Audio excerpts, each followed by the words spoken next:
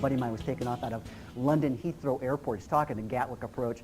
He's in a, I can't tell you the name of the airliner. I guess I can give you their initials, right? I mean, that'd be TWA. And he's climbing out, and he thinks he sees another aircraft off to the right and feels the surge of exigency because it's a potential mid-air collision. So he calls Gatwick Approach and says, Gatwick Approach, who's that guy on my right? And the controller comes back and says, well, sir, if he has sunglasses on, then that is your co-pilot. No. I hate it when that happens. Oh, man. Hey, but I did have a chance a while back to talk to a group of female mental patients, which is kind of interesting. And one of them came up at the end of the program. She goes, we really like you so much more than those other people come speak to us. And I felt this flush of pride. I said, well, ma'am, thank you very much. That's very nice of you to say that. Just out of curiosity, why is that? And she says, because you think just like we do. Oh, no. Hey, you're looking at a guy who's so excited about aviation that it takes 2 glide slopes to bring him down. No, really, I'm not kidding. 2 glide slopes. I still get excited by a Cessna 170, a 152 flyby. 152 flyby.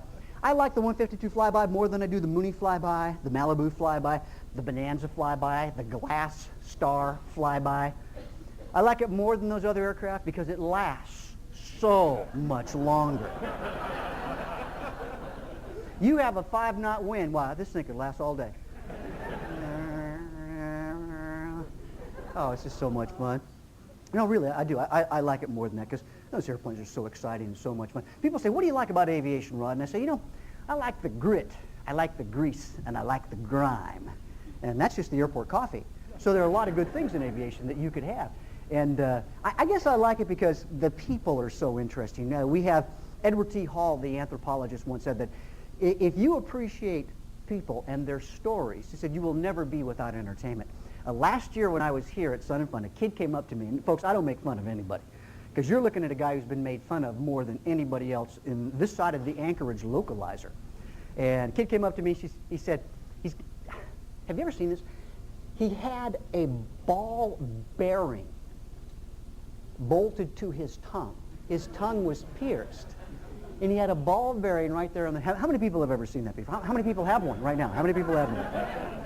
Yeah, one guy. You have one, sir? Excellent. Excellent. I'll be directing my presentation to this side of the audience over here. But he had a ball bearing, and it slurred his speech. He's a young kid, about 17 years old. He actually said this to me. I'm not making this up. He said, excuse me.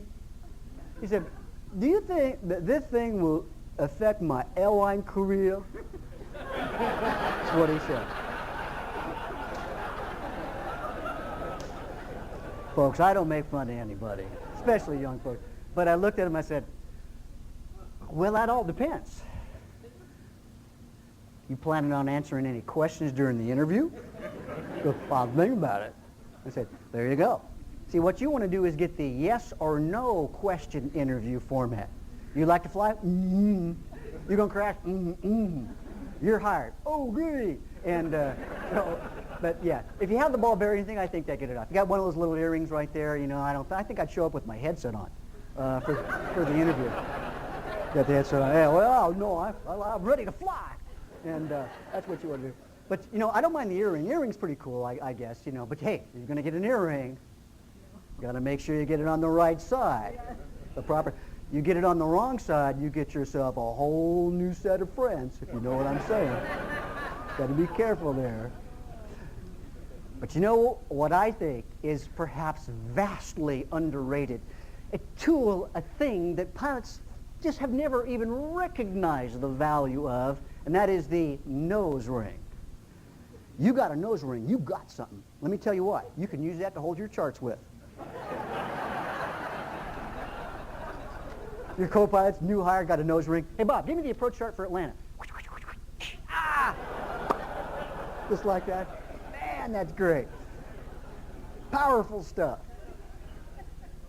Okay, how many people have the nose ring in here? Okay, that's good.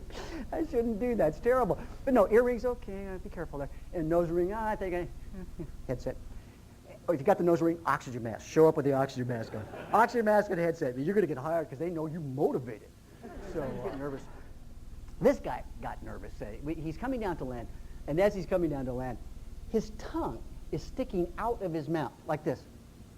And I'm not kidding. How many people have ever seen that before? How many people have ever seen anything before? Just checking. And, but his tongue was sticking out of his mouth. And I noticed that when he turned to the right, his tongue would go like this. He turned to the left, his tongue would go. He would actually signal the tongue. It was, I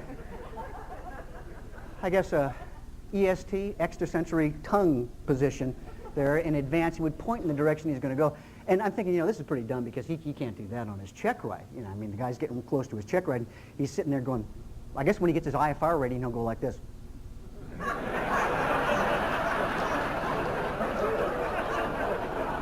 And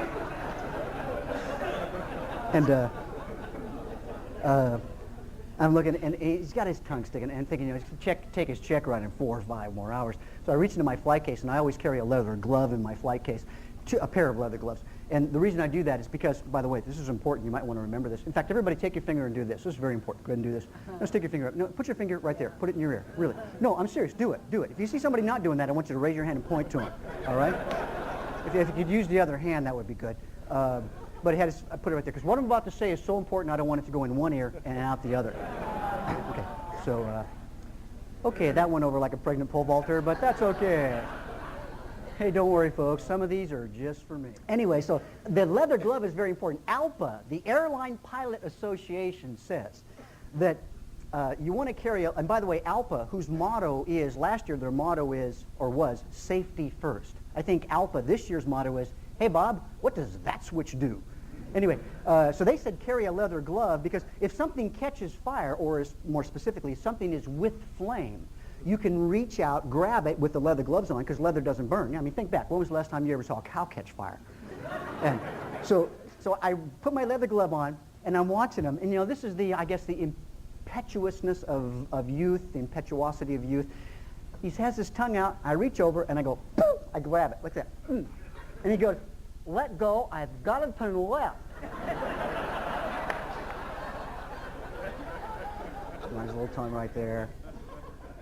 My grandfather was always messing with me, though. It was amazing because my grandfather he's got a great sense of humor. He'd say things like, "Oh, he's 90 years old, still alive and kicking, a little forgetful now, but still alive and kicking." And when I was young, he'd go, "Come here. You were adopted." I was adopted? Oh no. He says, "Yeah, but they brought you back."